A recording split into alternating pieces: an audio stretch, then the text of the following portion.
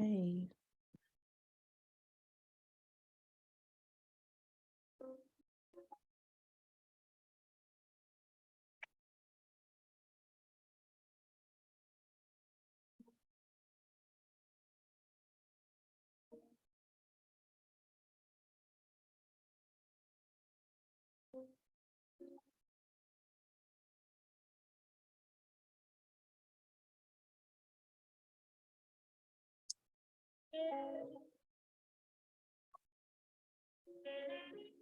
Welcome, everyone. Assalamu alaikum. Peace, good evening. Thank you all for joining this gathering in remembrance of our dear and beloved sister, Dr. Debra Majeed. We're going to just pause for a moment to allow more folks to join us, and then we will begin the program, inshallah.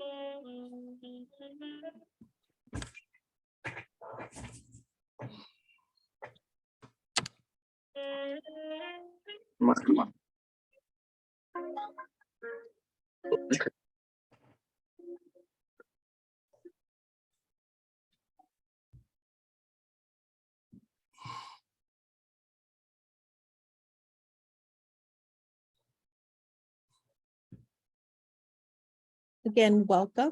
My name is Dr. Camila Mukmin Rashad.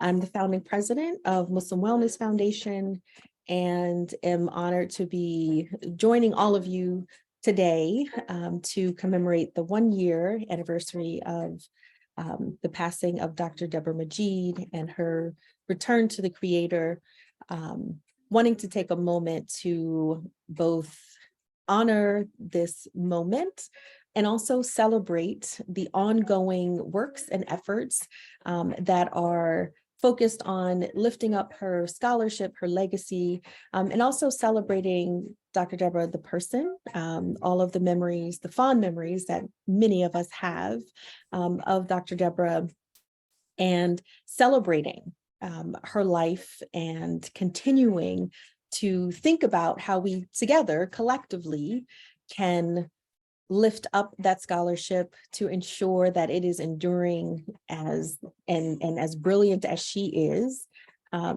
that many more scholars in the future can access that knowledge and also her work on various projects, so that she can continue to gain the blessing, the barakah of the work and her mission while she was with us.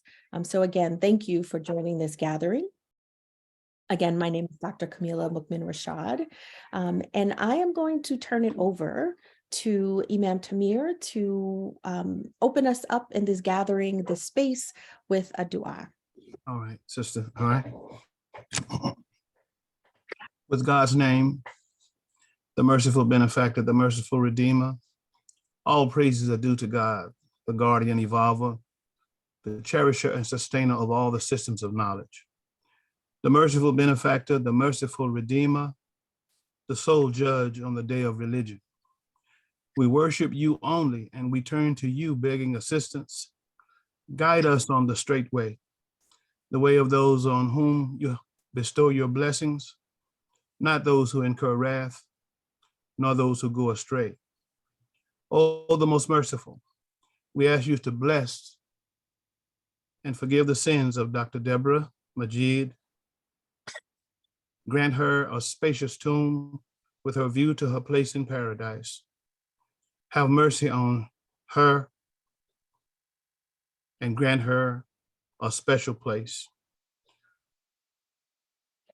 Where there is tiredness or exhaustion, we ask you to give understanding, patience, and strength as we learn submission to your will.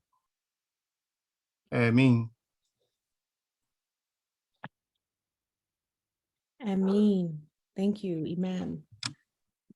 Brother Jamil, will you also welcome everyone to the gathering and share your reflections, your insights, your perspective, your love for your beloved wife? Shukran, sister. Bismillah commanded Rahim, in the name of God, the most beneficent, most merciful. Many things are extended to you, Sister Dr. Camila. I need to get all of that in because, Deborah would want that for organizing this webinar in remembrance of what to me was a very virtuous womaness, a scholar, a friend to many, one who talked the talk, but also humbly walked the walk. We are told that God does not put on us more than we can bear. And our families, thank you so much to Jackson family, Deborah's brothers, and my family, my daughters, and all who've been very, of course, hurt by her passing. But we do thank you for all of your support during our time of bereavement.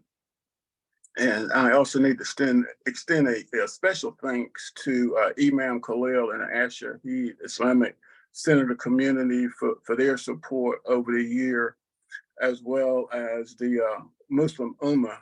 It's been, masjids throughout the U.S. that is called and offer support, imams throughout the U.S. and abroad. And also the support that we've gotten from her beloved college community. So what we have done to continue Debra's legacy, we've established the Dr. Debra Majeed Foundation consisting of 8 Muslim sisters who are friends, colleagues, and also mentees of Debra. It's kind of womanism power at its finest. Debra was big on making sure that widows and women and those that was in problems or whatever, to be able to assist them with whatever needs, financial needs they might have. During COVID, she would jump in the car, deliver food, money, whatever to help out. So we felt the need for her legacy to continue to establish the foundation and be able to support widows, scholarships, grants to those people that are in need to continue her legacy.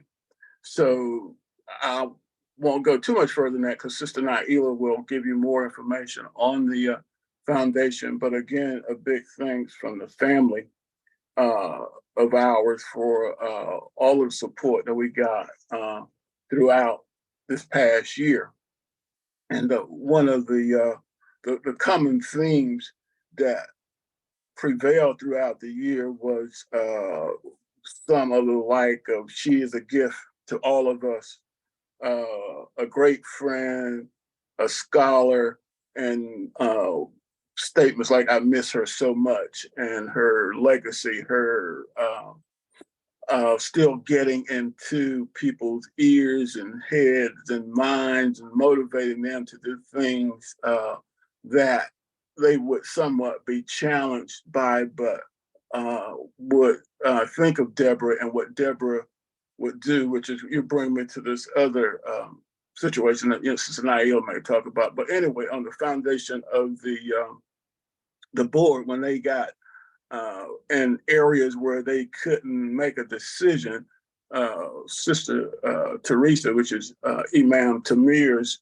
wife, and also helped with the marriage of Debra and I as we were going through the process, coined the phrase WWDD, and is what would Debra do? So when there's a problem and the board is trying to figure out where do we go from here, they resort back to what would Debra do in this particular situation. They kind of move on to the next after they, figure out this is what, Dr. Debra would do in this particular situation. So without going any further, I will yield to Sister Naila, and we'll go from there, inshallah. And Sister Naila, before you pick up in sharing more of the exciting news about the Majeed Foundation, I did for the benefit of all of us here, and for those who are still in their own sort of journey of processing what this loss has meant. I wanted to share a few photos that we can celebrate, that we can, see the fullness also of Dr. Debra's life, and rejoice in the images and the memories that are also conjured up by seeing the woman and the scholar, the friend that she continues to be for so many of us. So this is just sort of a brief sort of journey through some of the highlights of her life. And I believe that it shows Dr.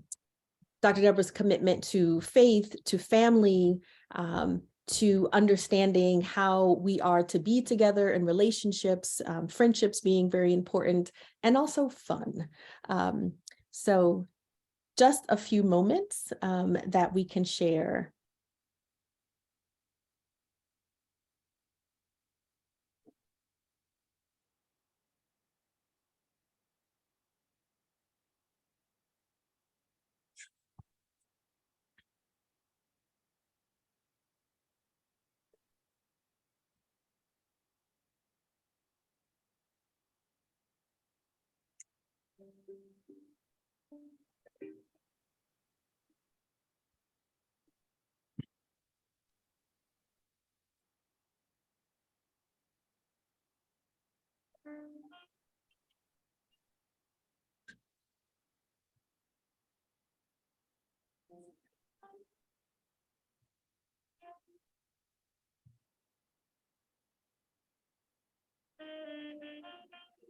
And it is this last sort of collection of photos, and I don't want to bring in Sister Naila to talk about the Debra Majeed Foundation, and how we continue to honor and to recognize the importance of the scholarship and the ideas, the intellectual impact that Dr. Debra Majeed continues to have in the areas of religious studies, and also of the lessons of life. And so, as you can see, someone who was both committed to family and to fun, but also about thinking through some of the most complex issues around life, including religion. So here, Naila, I want to open the floor to you to share with us more about the foundation that has been established in her honor. Assalamu alaikum. Thank you, Dr. Camila, for that.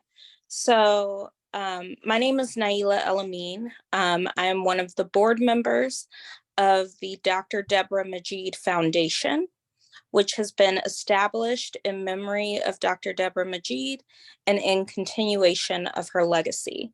I was going to begin by opening with a quote that we have listed in our bylaws from Dr. Debra about her legacy. She says, "I want to leave a legacy. I want people to know I was here. I want to be engaged in activity that brings life, love, and education into other people's lives. I want to leave something that makes the world a better place." So as you all can see from that quote, Dr. Debra's passion for championing Muslim women and scholarship and community life is unparalleled and was a part of everything that she did. And we believe that the work must continue. So in her honor, the Dr. Debra Majeed Foundation has been established, and it will cover the following things. So Dr. Debra had established the Muslim Family Advocacy Project. We have a scholarship fund, a widow's grant program, and bereavement gifts. And as well as an emergency fund for folks in need. So we wanted to just take this time to introduce the community to the foundation, and to share that on April 30th of this year, we will be having a fundraising luncheon in celebration of Dr. Debra's legacy, and in hopes of raising additional funds for the foundation. It will be in Charlotte, North Carolina. There will be a virtual component for folks who are out of town, as well as we have a Cash App, and I believe a Venmo that I can share as well for folks who would like to donate. The foundation is in the process of securing its 501c3 status as a nonprofit. And it is our hope, in conjunction with the efforts of Dr. Camila, to continue Dr. Debra Majeed's legacy and ensure that her scholarship is not lost, and that the legacy that she wishes to leave on this earth is as far-reaching as it possibly can be.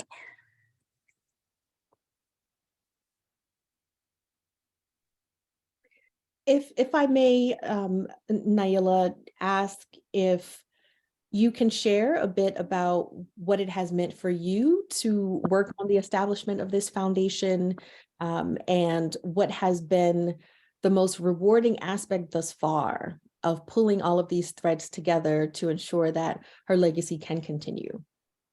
Sure. So I have known Dr. Debra Majeed since I was a toddler. And it's not a mistake that I continue to speak of her in the present tense, because I have noticed throughout this process of being brought on board by Brother Jamil to help with the establishment of this foundation, to continue to see little seeds of her wisdom in the work that we've done. The last conversation that I had the privilege to have with Dr. Debra was about the establishment of the Muslim Family Advocacy Project. And one of the common threads that I'm sure a lot of people can relate to who knew her is the constant kind of subtle pushes towards greatness, even when we may have been nervous about pursuing something. So I remember she hit me up and she brought me out to lunch, and I was like, oh Lord, she's about to ask me to do something. And she wanted me to help her in the establishment of that family advocacy project, and to consider being her vice president. And I remember thinking, like, oh, that's a really big role. Like, you sure you don't want me to just be like your social media manager or something? Make sure that you guys have a Facebook page. But it has always been Dr. Debra, who has been one of my mentors, who has kind of pushed me towards being more visible in the work and the advocacy that I do. And so to have the honor and privilege of being one of the inaugural board members of this foundation, and really pushing to ensure that all of the work that she's done thus far continues, has been something that gets me really emotional. And I'm really proud of the work that's been done thus far. And I'm extremely hopeful for the continuation of her legacy, and ensuring that even 15, 20 years down the line, when some, high school kid is about to go to college and they get the Dr. Debra Majeed Foundation scholarship, that they know who that is. And they're able to take those funds and do something with it that is impactful, and that those blessings are reflected back on Dr. Debra for years and years to come. So that is a little piece of what I'd like to share this evening. Thank you, Naila. I know I'm putting you on the spot a little bit, but I think it speaks to her brilliance and the way that she was able to connect so many different people. And as I believe Brother Jamil has mentioned before in my conversations with him, to make everyone feel like they were, her special person. And so, being able to share a bit of that, that this isn't, just sort of a scholarly endeavor, but it's about how still committed we are to holding up sort of this trust in the friendship and the mentorship and the guidance that she has given to us in building what inshallah will be a lasting legacy. So thank you. Dr. Sonia Maria Johnson is a representative from Beloit College and also a dear colleague and friend who will share more about what's happening on the campus of Beloit to honor Dr. Debra's legacy. For those who may not be aware, Dr. Debra was the first Muslim and first African-American woman to gain tenure at Beloit College. And so again, groundbreaking trailblazer, and the college is honoring all of the milestones that she achieved during that time. So Dr. Johnson. Thank you so much, Dr. Camila, and thank you so much for the invitation to speak on behalf of the college and our continued striving to walk in the light that Debra has brought us. I've written some comments because I do still hold emotion. Nope, I'm emotional, so let's just get that out there. So please bear with me as I make my way through the comments. Friends, a year ago, our Debra was called to a higher purpose, and her transition continues to be beyond our comprehension. While she was with us for what feels like too painfully a short time, we were all touched in the fullest measure by her love that we will savor for a lifetime. This evening, I want to recount how Debra's legacy of love continues to thrive at Beloit College. I first met Debra while giving an invited lecture for the Ronald D. McNair program here at Beloit. At the time, I was a hustling postdoc, stringing together teaching and consulting gigs to make ends meet. During the question and answer period, Debra thanked me for my vulnerability in sharing my journey through the PhD process. After the event, Debra told me, "We need you here. And this is how you can take this show on the road. Now, what you want to do is," I see that others know that experience. From that moment, Debra established several things for me that I would come to know as a part of her enduring legacy that we experience here at Beloit. And I'd like to touch on just a few of those briefly. First, Beloit is a community that cultivates innovation. And Debra embodied that innovation through her truth-telling in words, scholarship, and deeds. Debra demonstrated how to have courage and speak the truth about where we were failing to live up to our values and potential, individually and collectively. Debra taught us that being truthful and tender are not mutually exclusive, but are best when partnered. She taught us how to be in multi-dimensional relationships with ourselves and others. In this way, Dr. Majeed and all her embodiments, Black woman, Muslim, doctor, friend, mentor, teacher, womanist activist, and more, demonstrated how to not just be critical and transactional, but instead how to be safe and connected. She did this by being authentically humane, an unsung trait in our world, but what we desperately need: connection, empathy, understanding, and care. Debra did this with style, grace, and clarity. Debra has been an ever-present standard bearer of the precious traits that create radical care inside of community. One of the ways this is formalized at Beloit is in our bereavement policy, an effort she spearheaded so that others would have support during one of the most devastating and life-altering times in life. Debra used her own loss of her mother to be our forever gain. Secondly, Debra created spaces metaphorically and physically, wherein she was unapologetically authentic and invited invited us all to be as well.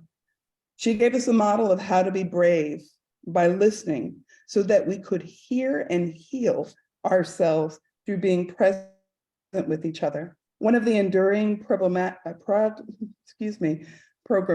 ways that Debra's legacy has been mapped onto campus in this way is to make equity real through the Becoming Better, a roadmap to centering anti-racism and equity at Beloit. This initiative has 6 specific goals, and I encourage you to look those up on our Beloit College website. Debra gave us effective advice for how to continually be welcoming of all community members' full humanity, how to welcome everyone to the table. Importantly, Debra encouraged us to thrive not for perfection, but for continuous action, because true equity is a pattern of living, not a one and done task. Debra demonstrated how not to wring our hands about racism passively. Rather, Debra was about acting with intention, early, often, and always. Debra would put her body in the spaces of injustice and bring others with her to be on the line, the picket line, the protest. No injustice was too small for her not to give her fullest energies. Like when she protested the screen light not working for the historic release of Black Panther movie in Beloit. Beloit family knows this. And you know they fixed that light, right? You know they even had the nerve to try to buy her off with tickets. That did not go well for them. Joyfully, Debra's protest actions are too many to count and one to strive to emulate. Physically, Debra's space creation project included me. Pardon me.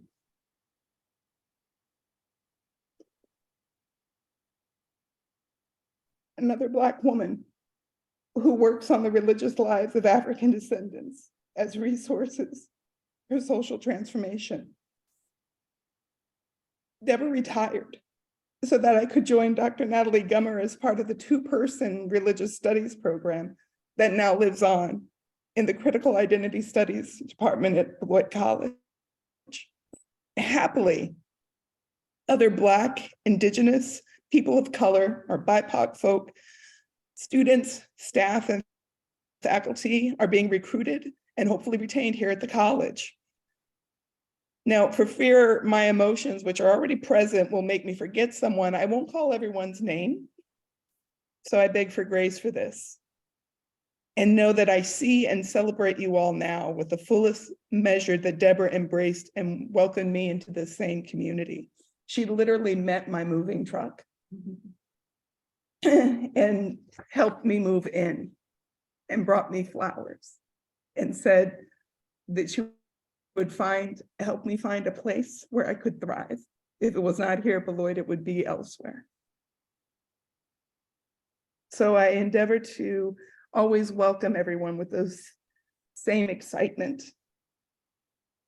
For those newest and enduring BIPOC members of the Beloit community, thank you for coming across the bridge called Debra's Back to continue this good work of equitable inclusion and anti-racism struggle. We are a profound part of her living legacy here. Third and finally, I quickly mentioned 2 more ways Debra's legacy at Beloit College continues to thrive. I'm sitting in the room with another friend here in her room that is called the Debra Majeed Lounge. It's gorgeous, wood paneling, and it was her favorite room here on campus, and it's hers. And we invite you all to come and so that we can host you here in her room. And it also houses the Debra Majeed Forest. The forest comprises all of the many plants she gave colleagues over the years for our offices. Debra stayed growing things, giving life to things. In these and in so many other ways, our countdown to liberation that she called spring break or the end of the semester, or the Coke with plenty of ice and Tilly's pizza. In these and so many other ways, Debra, on behalf of the Beloit College community, thank you for all the activities that continue to bring love, life, and education into our lives. Thank you, Debra, for showing us how to continuously improve this world. One action at a time, one kind word at a time, one stand against injustice at a time. We are all better for you choosing to make Beloit College your intellectual and activism home for as long as we had you. Thank you for calling us out, and thank you for calling us in. We hope to continue to make you proud. And I have no doubt you'll let us know when we're not. Assalamu alaikum. Wa alaikum salam. Thank you so much, Dr. Johnson. The emotion in your voice is one that I am quite certain resonates with others. And so I am so appreciative of your words, because they put into the world many of the feelings that I certainly share, and also those direct quotes that I'm sure we can all hear in her voice when she tells you to get up and do something. So thank you for your vulnerability and for your memories, and sharing with us. Thank you. My absolute pleasure. And yes, and amen to that. She keeps with us, Yes, absolutely. keeps us on the straight and narrow. Yes, with love. And you said With love, always with love, always with love, Yes. and telling us we're done with the musty business. Yes, yes, yes. And so I want to invite you also to share, if you can. I don't know if there's a way that you can turn your camera to the room, if you can turn it on, or send pictures that people can see and view later. The option is yours, if possible.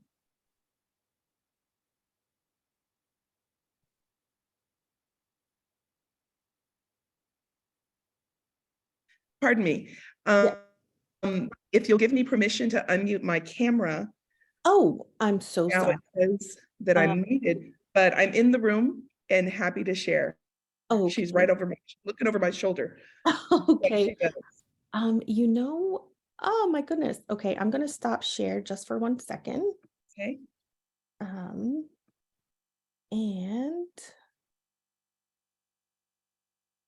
see if I can do that.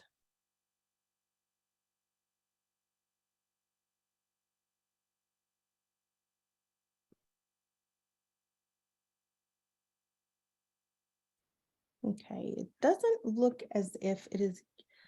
I can see the option immediately to. Okay. I wonder if you can share your screen. Aha. Would that do the trick? Well, it's unfortunately just allowing me to share my Google. So what I am most happy to do is to take images and share those. So perhaps that those can be on the site. Oh, you're seeing my email. Okay. Yeah. It's the work of today, you know, which is now. But if I can, what? No, that's not getting it. I did make you a co-host, so Okay. perhaps you can. Share my video. Oh, there we go. Hello. Okay. And you'll see her right over my left shoulder. Oh, that gorgeous picture. Yes, that gorgeous picture. And I don't want to make anyone dizzy. I know when my nephew has the camera with his 5-year-old self, it can be dizzying. So I'm just going to walk very slowly so you can see this is Moroccan wood framing that Erica Daniels, the secretary to the college, you can see that I'm, the bright light is here, but there's this Debra right there. And you'll see one of her chairs that she's taken some beautiful photos in. And then I will walk to very slowly again to show you the forest. Right here. Here's the forest. And then this beautiful table that's part of the room. So one last thing, if I might, here's the image of Garden and Debra that stays with her in her room and with all the plants. So there we have it. Thank you for allowing me to do that. Oh, absolutely. It helps, sustain the connection of all of the places that I wrote. You said she stayed growing things, including and pulling us. Yes. Yes. People, plants, you name it. She stayed growing it. Yes. Yes. Last memory, if I might. Our offices used to be downstairs. Hers was upstairs and mine was downstairs at one point. And we had this really great system wherein she would holler down the stairs. And I would listen. I would just hear the and then I'd go to the bottom of the stairs and holler back up in the same building on the way.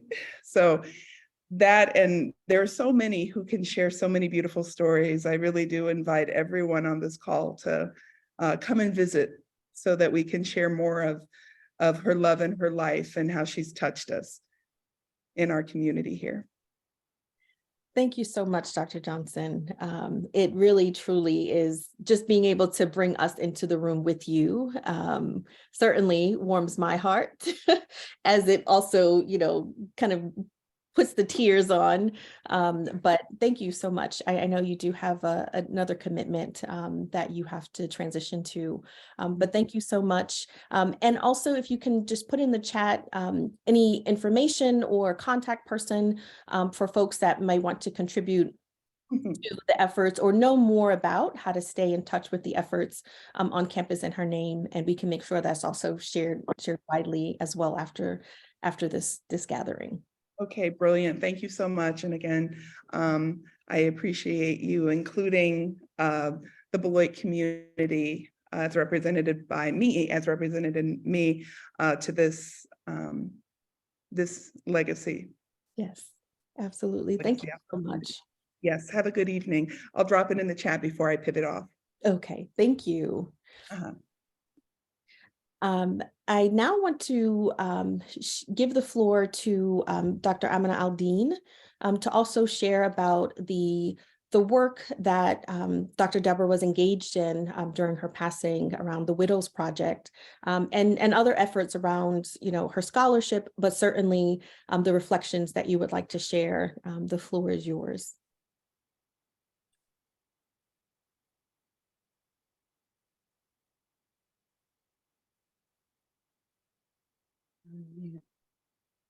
Assalamu alaikum and good evening to everybody. Fortunately, I can't do exactly what Camilla asked me to do. I'm remembering that when Debra was in the hospital and about to transition, Camilla woke me up, get on the phone, Debra's transitioning, and that moment has stuck with me forever. And probably will, and because I had just spent time with her in the hospital, not physically, but on her phone, bothering her. How are you doing? What are they doing to you? Do I need to find out where Charlotte is to get down there? I met Debra when she was a graduate student, believe it or not. Finishing her dissertation, lost a little time, but then she checked back in. And in a way, we became fast acquaintances. You know, when she was working on her first book, she moved into my study. And it was hilarious, you know, because I'm watching TV. She's trying to get me to pay attention. And, you know, I'm watching TV and I'm saying, oh my goodness, the community is going to go crazy. And as both of us learned that one of the hardest things to do is to be part of any community, and write about sensitive or not so sensitive issues. And Deborah was steamrolling. Her commitment to womanism was outstanding. And seeing it in a way I had not seen nor understood it taught me a lot. As she was moving, I even went up to Beloit and I wanted to thank Sonia with that smiling face with the tears. Beloit is an interesting little town even. And Deborah's plants, I went in her house and I was wondering why I didn't get a U-Haul to take all the plants back with me. But I was seeing how she set up her environment to work. And a lot of times she was steamrolling against the odds. But the energy she put into steamrolling against the odds was phenomenal, because I don't think many in our community have an opportunity to even see what we do. And when she moved to Charlotte, I was back into her and Jamil's business, like what is going on down there. And then she was telling me about the imam and the fact that they had this council and they were going to let her sit on. I said, girl, shut your mouth. Write that down. That needs to be written down in bold. She loved the opportunity that the community provided, and she was so in love with the support her husband provided. When she started the Widows Project, I think she set all of us back on our heels. In the fact that, you know, you give money, you take sisters by the hand, you take them, but you don't ever think of it widely. And that's what she was doing. She was seeding it in something that every masajid, just masajid across the country needs to entertain. You know, what is happening when women don't have legal papers, and other relatives can step in and disinherit them. What's happening when women have wonderful lives, you know, the lost. How do we do more than say hello often?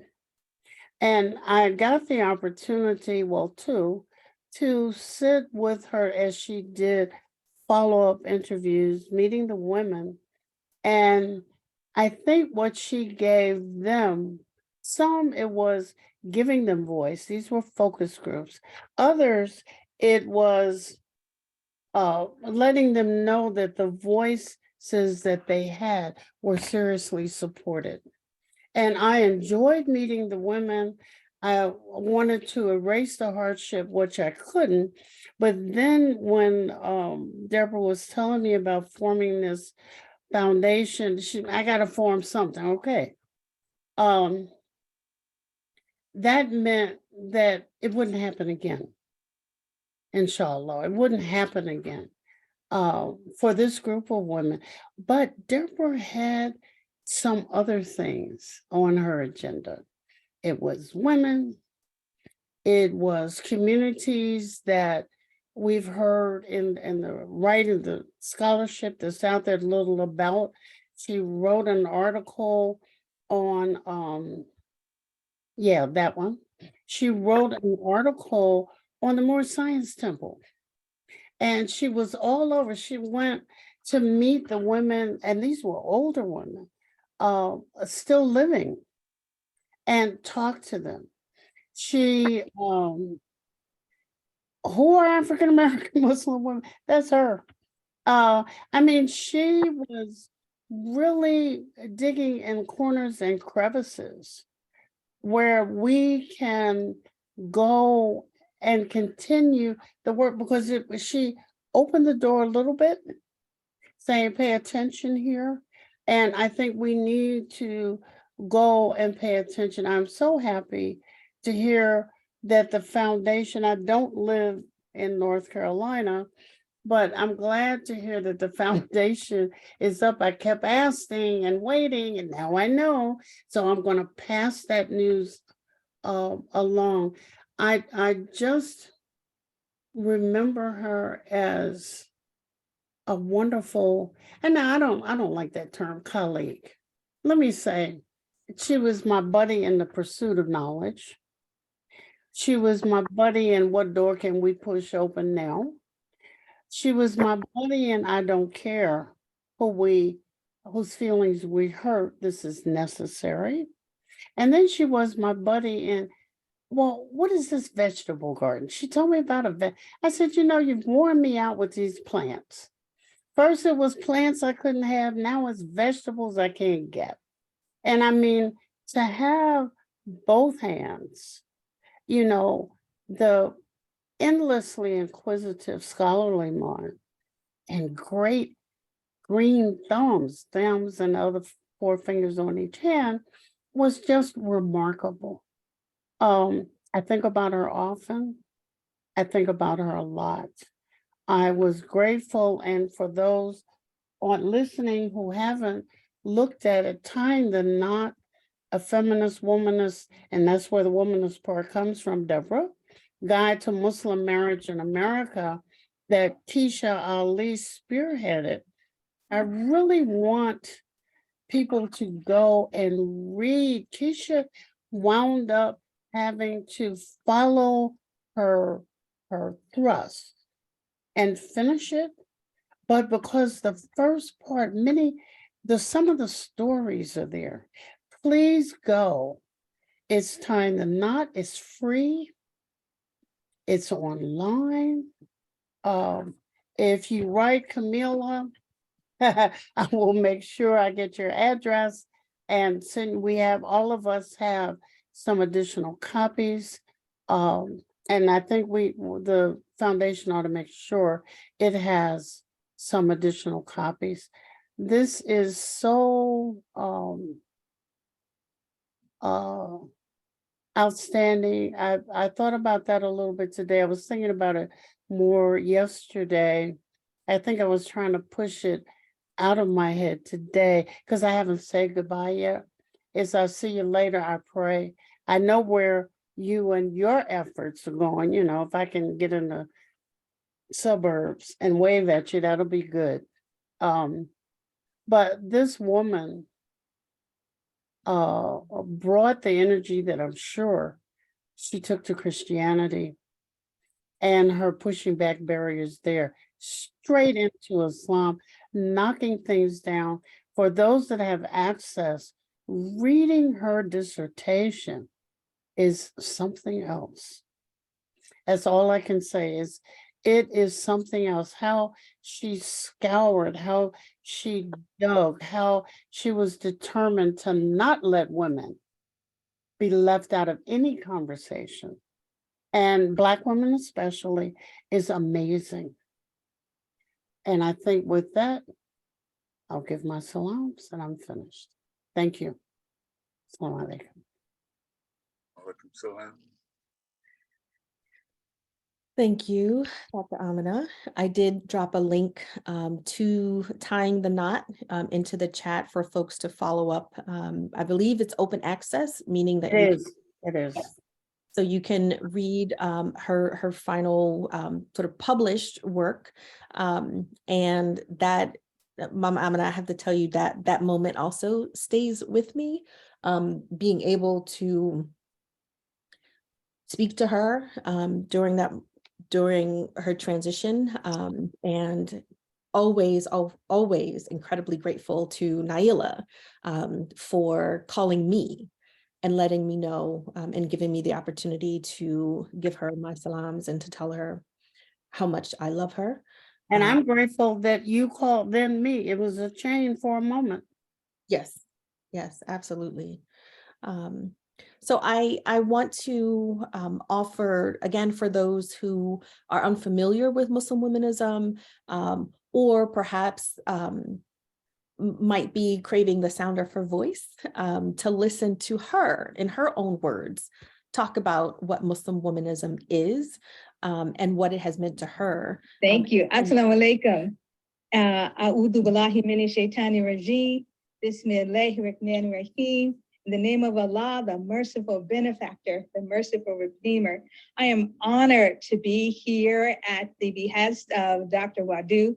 I am honored in so many ways because I see you as a mentor, as a sister friend, as someone who makes Islam more challenging for me in wonderfully transformative ways.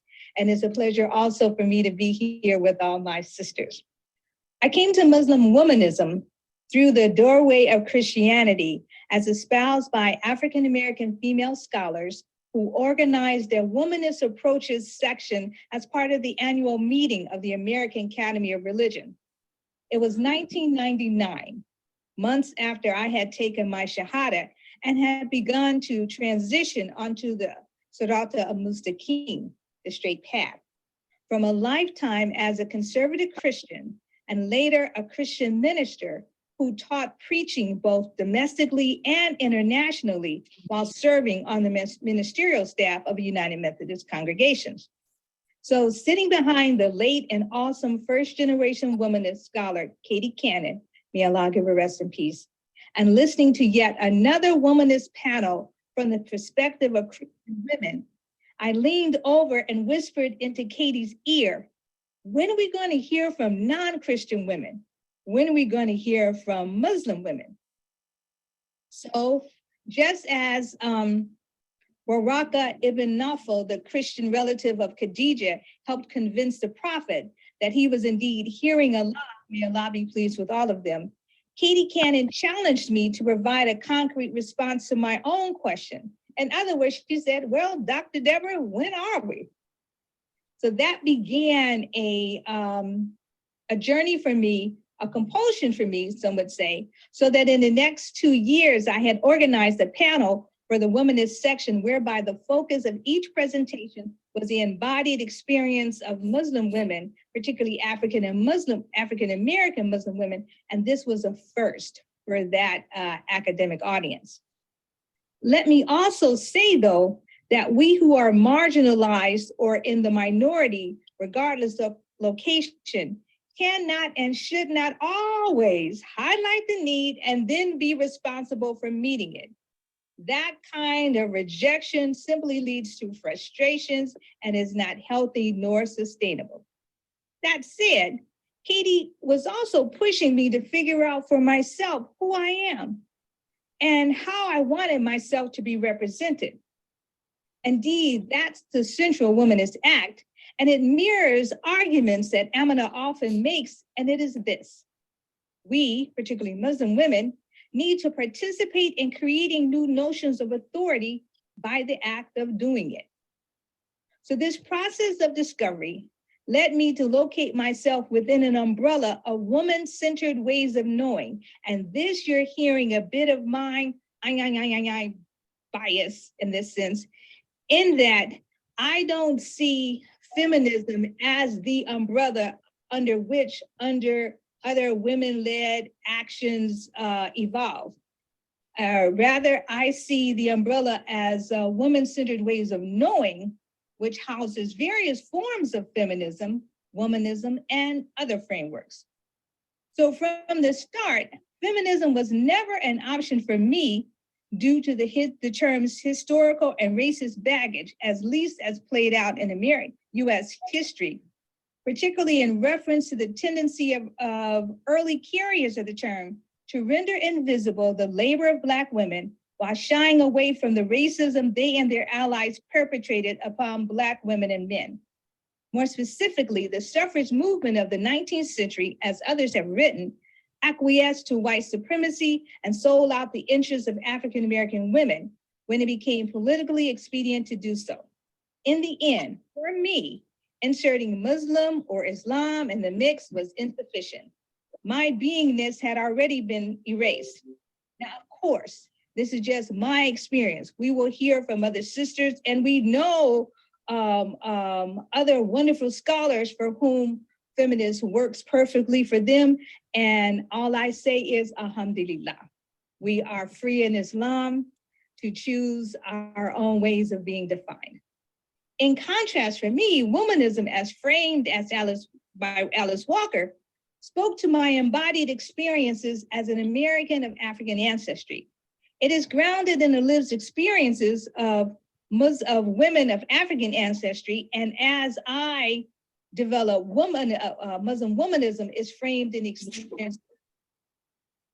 I can't begin to tell you how many times I was admonished as a child to stop or to be silent or to move away from grown folks' conversations. In other words, I know what it means to be embodied for being womanist, for acting beyond one's age or one's place.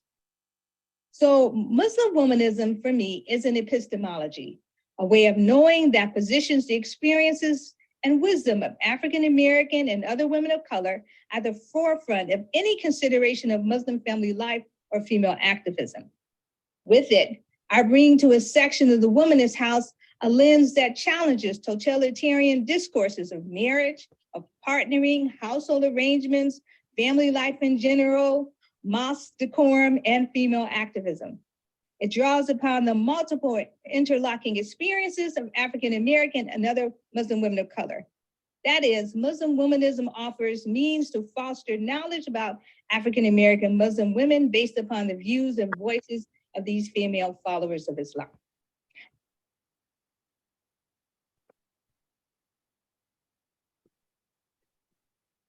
So I want to continue just in being able to listen to her voice and share about what this paradigm meant to her. And as I hope you can feel her passion, her commitment, and also, alhamdulillah for all things that she was able to give us before she was returned to Allah.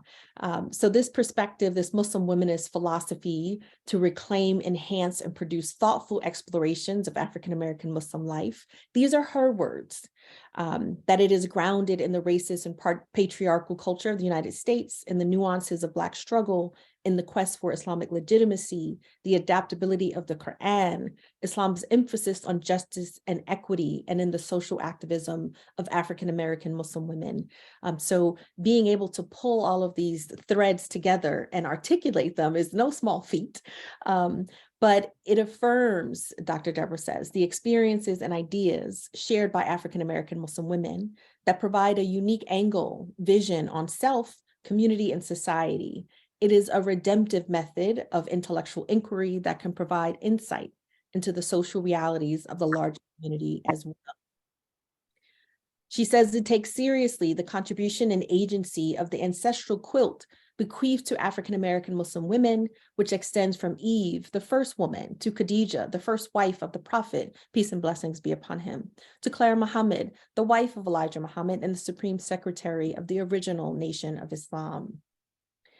And the goals are to encourage scholarly attention to African-American Muslims, to extend consideration of womanist discourse to include ways Black women enable a creative tension to exist in postmodern explorations beyond the bounds of colonialism, to solicit critical responses, right? And there she is inviting us to critique her own philosophy and paradigm. And then finally, to challenge other African-American Muslim scholars to more intentionally engage womanist discourse. And this is, as Naila shared earlier, what she offered in the reason, some of the sort of the nuggets, the why for Dr. Debra is, I want people to know I was here. I want to be engaged in activity that brings life and love and education into other people's lives. I want to leave something that makes the world a better place. And I'm sure we can all agree that she accomplished this and more. So we are here to celebrate that. So with that, I want to open the floor to those, if you raise your hand, if you would also like to share in these final moments of the gathering, your own reflections and thoughts and just memories of Dr. Debra. I will open the mic for you. Okay.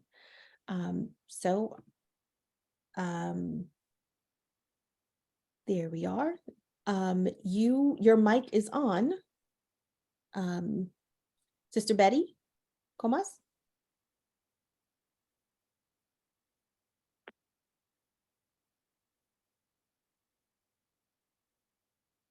Okay, I am not sure if she's still there. So I will go to Dean Jackson. Brother Dean Jackson, you can unmute yourself.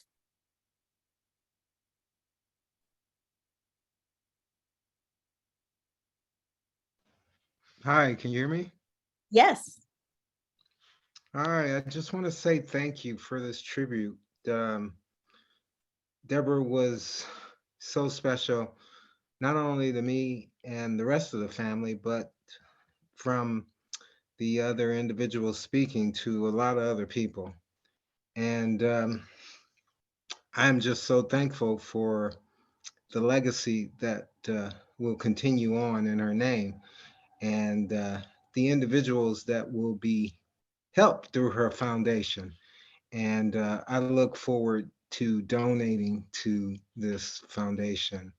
I'm lost for words because the pictures have brought back so many memories, and I'm just overwhelmed with emotions right now. But I just want to say thank you to the panel.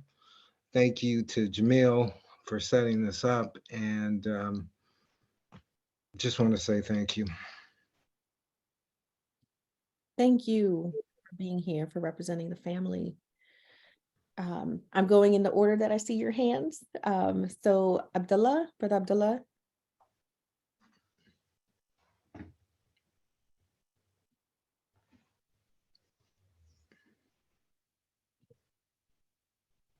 Brother Abdullah, you can unmute yourself and speak.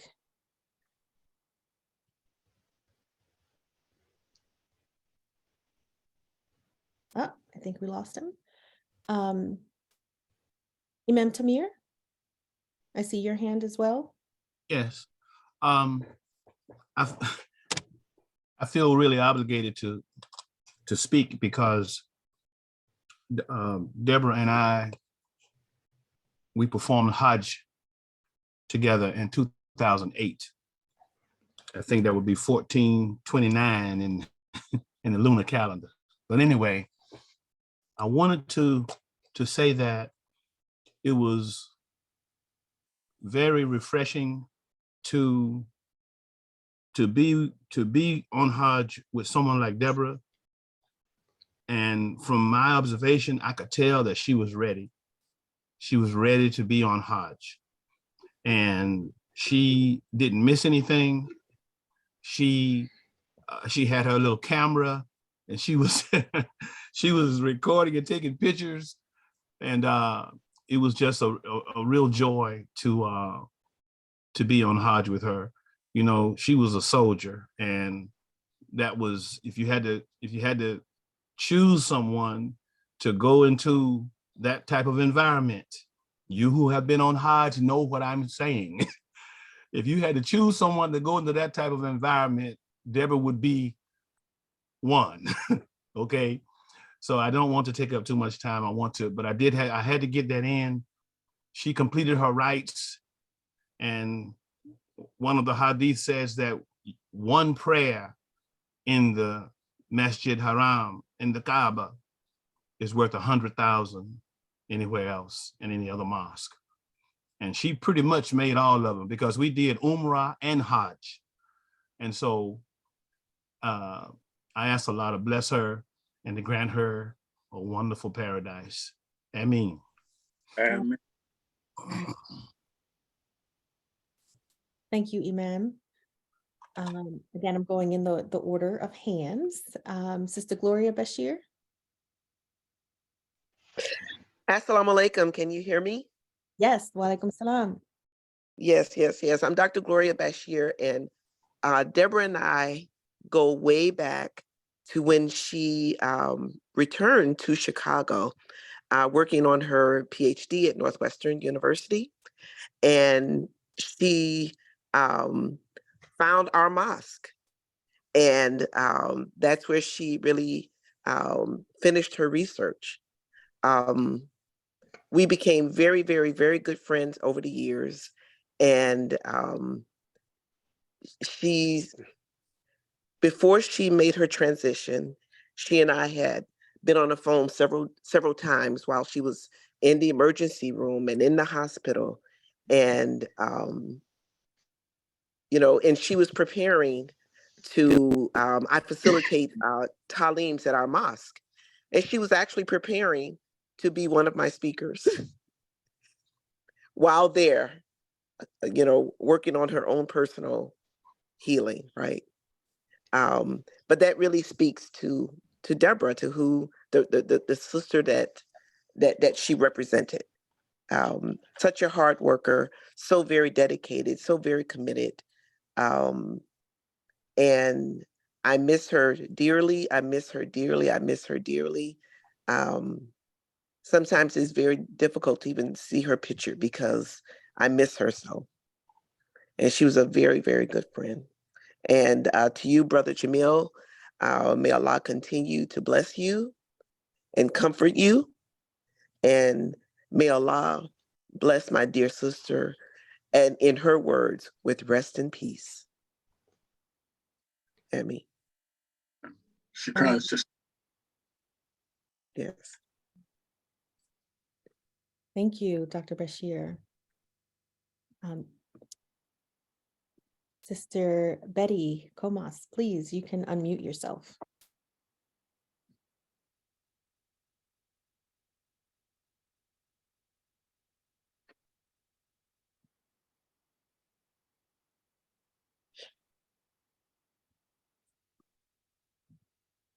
I'm not sure if you're able to hear me or unmute yourself. Okay. I will also bring Sister Courtney Patterson-Fay. Please, you can unmute yourself as well. Hello, can you all hear me? Yes, hello. I'm not going to talk long because I will burst out into a ball of tears. But when I saw the video, thank you all for sharing that. Her in that pink. Oh man, like I was sad because I miss her, but I actually started to laugh. I was joyous when I saw her. I'll just say one quick thing. When I talked to Mr. Jamil today too, we both from Kershaw, so I have to say Mr. Jamil no matter what, even though he's a young tenderoni in a certain sense, right? I can't talk about Deborah in the past tense because I feel like she's just still here. I don't know about you all, but she's sending me stuff all the time. I had the most vivid dream about her last night. Well, I rolled up to her yard. Y'all, we went shopping. She was getting on me like she always does. And then we were talking about our husbands. I mean, she was just like, skin was glowing. And it just felt so real that I almost reached for the phone and called her this morning. So I say all that to say, being here with y'all, I know she's very much alive in all of our spirits. I'm happy. I know that she's okay. I know that she's fine. Her journey to the other side was like, it was immaculate for her because she's such a sweet, pure soul. So I feel good. I'm crying now because I miss her, but thank you all so much for this.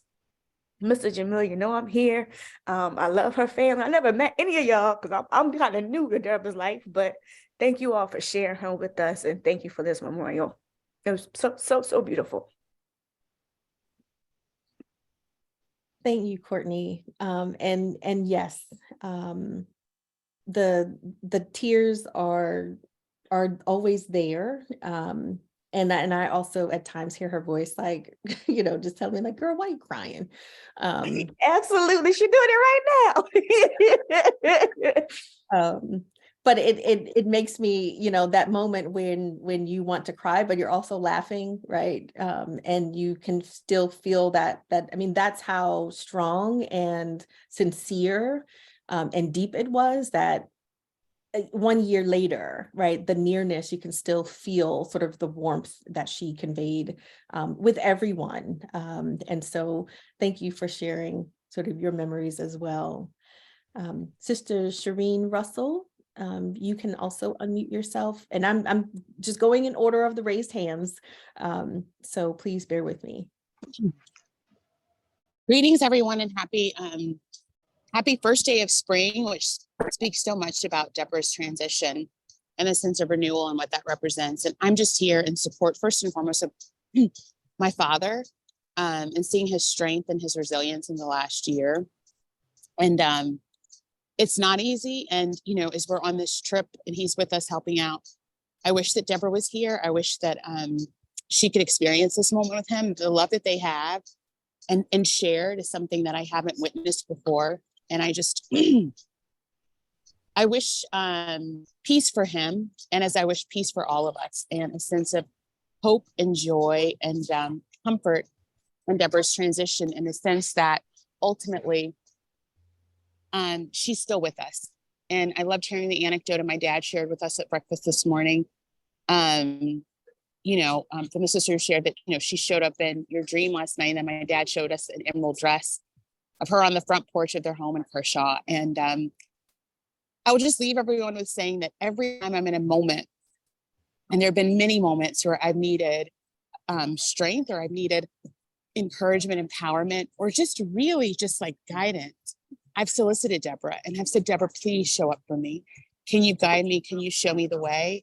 And without doubt, she always does. And the message is always clear and it's always transparent. And I've come to realize how I can celebrate Debra and see her and experience her in a new way. I wish it was physical, and I wish it was here in the present, in this moment as I know it. I do believe her essence still remains with us, and she still very much shows up as the powerful force that we realized and experienced in the physical sense. So love to everyone, and especially to my dear dad, who honors her every single day and thinks of her. And I just thank you all for the community that continue to show up and support him. And more importantly, look forward to visiting Debra's beautiful space in Beloit, and looking forward to how we can continue to support her legacy. Love you all. Peace. Thank you, Shireen, for offering that. And I could also agree that, feeling her nearness. I'm going to go to Dr. Elise Moore. You can unmute yourself and speak. Hello, everyone. It's unbelievable opportunity to be on this call with you all today. Just since Debra in the midst. I was fortunate to meet Debra in graduate school down in Southern California. And as you know, just brilliant. So I was really trying to stay connected to this brilliant young woman in graduate school. And she kept telling me, I don't want us to become friends because you're going to go your way and I'm going to go my way. And then we're going to lose our friendship, blah, blah, blah. She told me that for almost 3 years. She told me that. And so finally, obviously, we became very good friends and maintained friends. I want to share this little piece. I hear all the academic stuff and all that, but I moved to North Carolina, and then she moved to North Carolina. And when I got ready to leave North Carolina and move back to California, I had a few things that were really precious that I didn't want to just give to anyone or sell or any of that. And I called up Debra. I said, Debra, I have my plants and I have the Rosa Parks chair, the chair that Rosa Parks sat in her last book tour at San Francisco SFTS. I said, I need that to be, I might need my plants in this chair to be in a very special place. Basically, I need you to come get them. And so she was 2 hours away, but she was like, yes, me and my honey, we will get in the car and we will drive down. And she drove down, filled up the car with the chairs and with the chair and the plants and all of that. That was the first trip. 2 years later, I'm like, I'm in California. I'm like, I'm going to clear out my storage unit. It's going to take me forever, Deborah. I got stuff I don't know how to separate from. And she said, don't worry, I'm coming down. I'm going to drive down. I'm going to spend the time. How many days you need? It's just everything. She showed up. She helped me throw out stuff that I couldn't separate from. She helped me give away, donate stuff that I couldn't separate from. She spent, I must have been a day and a half, almost 2 days she spent with me clearing out the storage. And I'm like, you are the person who said, oh, you don't know how to do long distance friendships. And you've been my long distance friend for, I don't know, 20 something years now. And so I just want to say, yeah, so we shared a lot of academic stuff. We did work together around violence against women, but more so Deborah was one of the best friends I've had in my life. I love her. I don't miss her yet because she's still right here. And I'm so glad when Jamil came into her life, she was like, oh no, honey, this is the one. I was like, okay, girl, all right. And then she talked about him so much. I was like, oh shoot, he is the one. He is the one. And so I'm so glad that she and Jamil found each other. And I'm so glad she knew the kind of love that she experienced with the two of them. Yes. And so I'm just grateful. I'm grateful for Deborah. I'm grateful for Jamil. And I'm grateful for this community that loved and supported her in so many ways. Thank you so much for sharing those memories. And yes, of all of the academic scholarship, but also the wonderful ways that she cultivated so many relationships is also equally as brilliant. I want to, I see, go now to another hand that's raised. Sister Rosetta Ross, you can unmute yourself and also share. Thank you so much. I want to first say how pleased and honored and blessed I feel to be a part of this event. Thank you so much for organizing it. I met Debra when we were both United Methodist women participating in a scholarship for women of color. Debra was in Chicago starting her work toward her doctorate and also pursuing full ordination with United Methodist Church. And it is the great loss of the denomination, but not a great loss to the world, that she found community and love, and as she described it to me, a place of safety in Islam. I want to say of my experiences with Debra that she taught me by being a person who knew herself and knew her value and knew what she wanted. And she pursued those things, not in a selfish way, but with much grace, as I'm sure everyone knows, but also as a model. And as many others have said, she was very generous in her kindness to others and her kindness to me, and in her acceptance and in sharing what she had. There are very many things that I can say about Debra and how much I appreciate her as a friend. I wanted to take this opportunity because it is presented to be a witness with all of you to this wonderful woman and her legacy, and to express gratitude for Debra's life and continuing presence, and for the memories of her and this ongoing contribution of Debra's through the foundation. Thank you.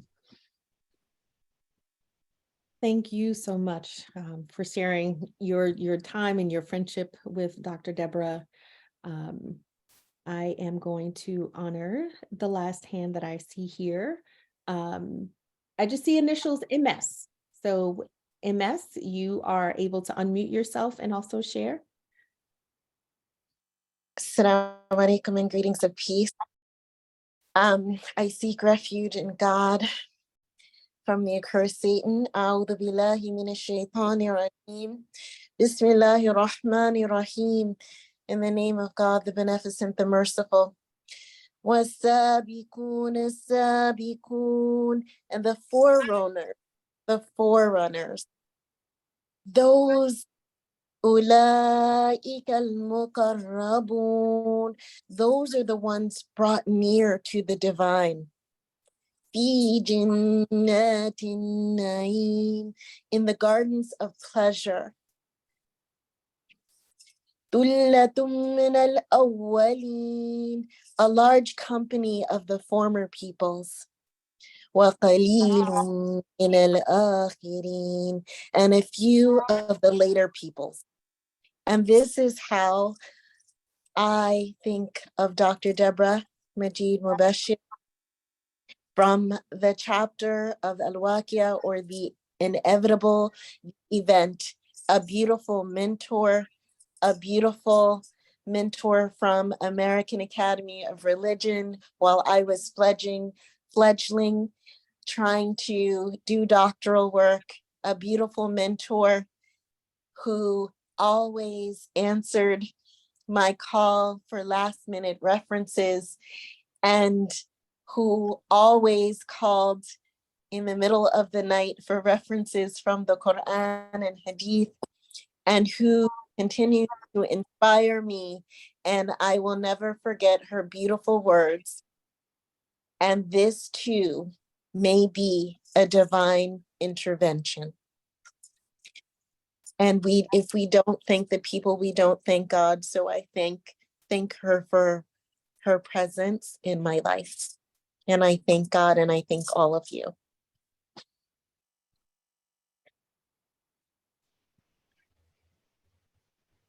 Thank you, Mariam, for sharing your experiences and your love for Dr. Debra. I'm going to tag here Sister Ellen Joyce for you to share, and then we will begin to close. Sure. I'm a colleague of Sonia's, and I was a colleague of Debra's at Beloit College, and she was a mentor to me, as to so many others. I just want to reflect briefly on how moved I was when her mother became ill, and she brought her mother into her own home for the final months of her life. And that was an enormously generous but quite characteristic action of hers. And one of the things that moved me especially was how she supported her mother's journey of faith through those months as well, and continued to make sure that she had access to her own Christian tradition during that time, while of course maintaining her own faith life. But I loved her mother. It was a gift to get to know her, to get to see a little of where Debra got her strong will and personality from. And that was something that touched me alongside all the things that the rest of you have been saying about her beauty and her strength and her joy in life. Thank you. Thank you.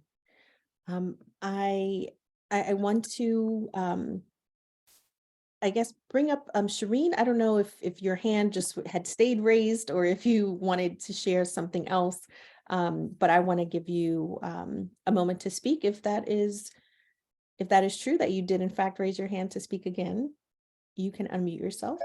I did not, but I just want to say thank you to everybody and thank you for bringing us together and thank you for honoring Debra with all the love and the sentiment of sincerity that everyone has expressed. And I'm just honored and grateful to be here. And more importantly, I just hope that we all walk away with a massive call to action to continue to support Debra's legacy of activism and unapologetic womanism and conviction around the things that matter to us. And as one of the sisters said, doing what's right, even what's necessary, even if it makes other people uncomfortable. And every time I am in the space of those who learned under Debra, I feel cheated because I just wish I had more time to just sit truly at the hem of her skirt and hear her share and impart such wisdom. So I pray that part of the legacies that you all continue to share all of the Debra-isms that you gained in life and continue to impart them upon us so that we can all continue to be inspired and grow.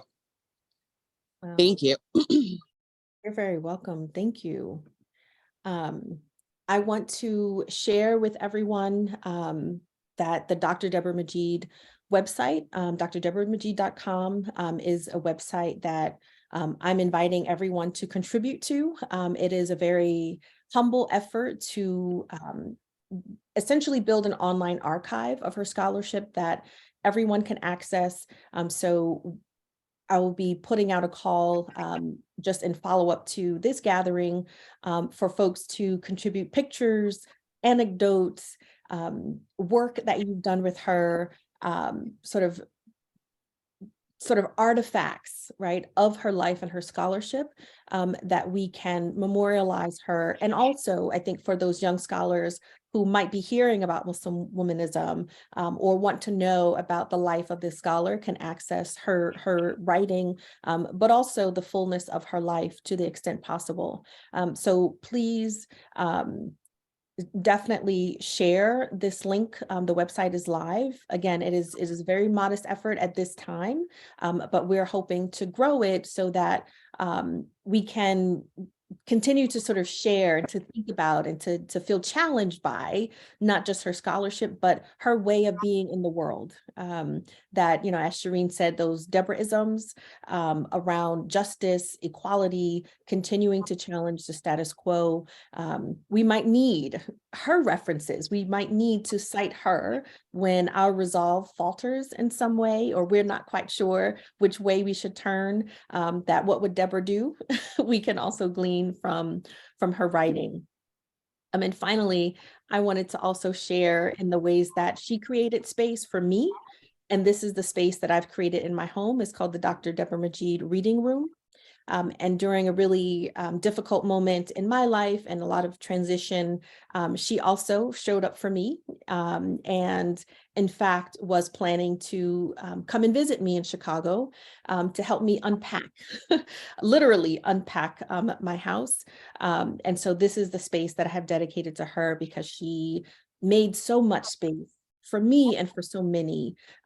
This is a room in my house that gets the most light. So I feel her in this room as well. So it would, I think, be so, what I've felt called to is to build that online archive so that reading room, right, that space that she occupies, folks feel invited to, to sit and read with her, to read her work, to hear her voice, and to feel encouraged, to feel kind of nudged when we get too complacent, and begin to make the work not just static, but something that continues to be as dynamic as she is.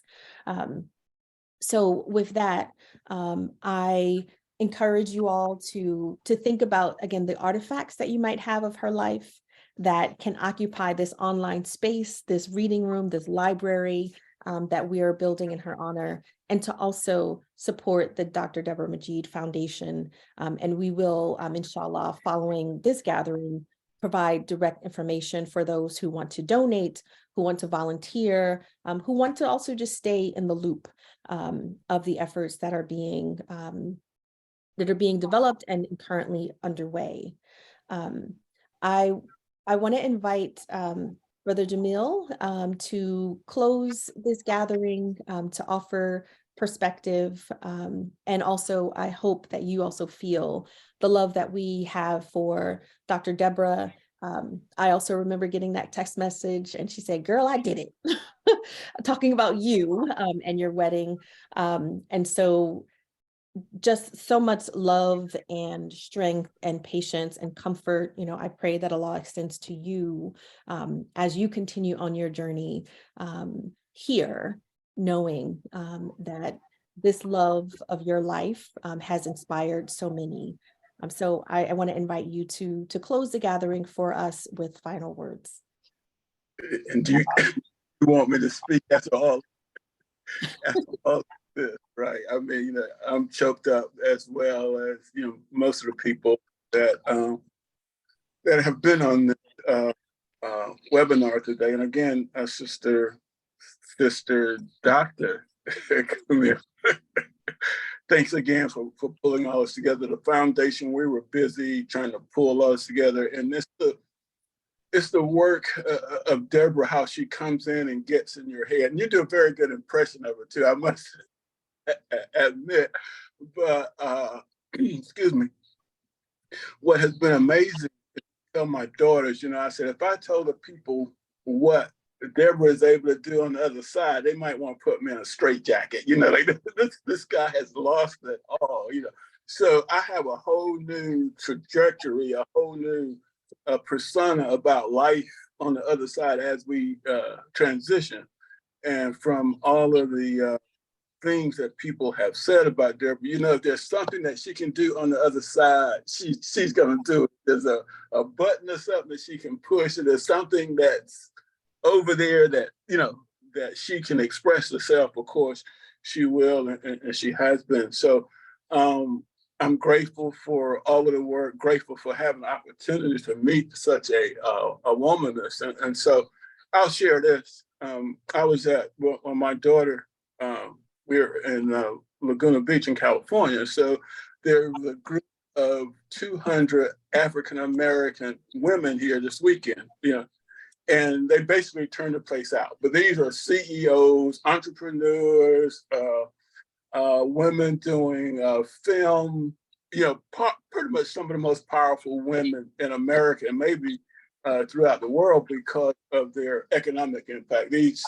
billionaires and people that are running companies, their own company CEOs. So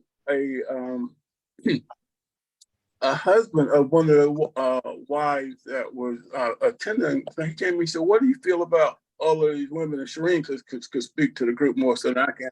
He said, what do you feel about all of these women gathered here? I said, well, I was raised by, my mother has 4 sisters, so I was raised by 5 women. I have 2 daughters and 2 granddaughters. I said, I don't have a problem with women, you know, succeeding. I mean, when Debra and I got together, she did her whatever she wanted to. I said, hey, you know, who am I to say don't do this and don't do that? You know, she just, you know, it's amazing, you know, and I tell people, you know, we lived through COVID, we did COVID protocol, but we weren't in COVID. There was never a dull moment. I mean, we ended up like flipping like 5 houses in 3 years, and then we ended up buying every home, which I will show you all of the plants that are growing. I had the trellis to cover all of these plants that's going out. And I don't do plants, but they are all over the house. And it's like the Debra will walk the house, speak to them and blah, blah, blah. But they still going. I mean, that green thumb is just all over the vegetable garden that somebody mentioned. All of that is out there. You know, we'll send pictures of her tilling the garden and all of that stuff, you know. So, but anyway, long story short, I know it's been long, about an hour and a half or so. I will stop and I will close with Al-Fatiha, unless somebody else got anything else they want to say. Good, okay. Bismillahirrahmanirrahim. Alhamdulillah Rabbi Alameen. Ar-Rahman Ar-Rahim. Malik Yawmiddin. Iyaka nabudu wa iyaka nasta'in. Ihdina siratal mustaqim. Siratal ladina an'amta alayhim. Angara Magdubi alayhim wala dalin. Ameen. Ameen. Ameen. Ameen. Thank you all for joining, for being a part of this gathering, for speaking and sharing your reflections about our dear sister. It seems to be a unanimous consensus that she is certainly still with us, and we can speak of her in the present. We can continue her work. We can continue to pray for her that Allah makes her grave spacious, that He elevates her to the highest ranks of paradise, that He continues to allow us to stay connected to the brilliance that has warmed all of us, and that light continues to grow, so that there are generations that speak of her name with fondness, with tenderness, with respect, and that we can all contribute to ensuring that her name is certainly spoken of highly as it should be, and that we continue to pray for her and for her well-being, that we pray that Allah is pleased with her, that He is pleased with her work, and that He is also pleased with our efforts to ensure that her work continues, inshallah. So with that, I bid you all a good evening. Please rest and take care of yourself, to welcome in the moments of ease, of calm, to allow the tears to flow when they must, and to seek comfort in knowing that our sister is here, and there is no denying the impact, the incredible impact that she has had on all of our lives. With that, I say assalamu alaikum. Peace be unto you. Good evening and take care. Assalamu alaikum. Wa alaikum salam.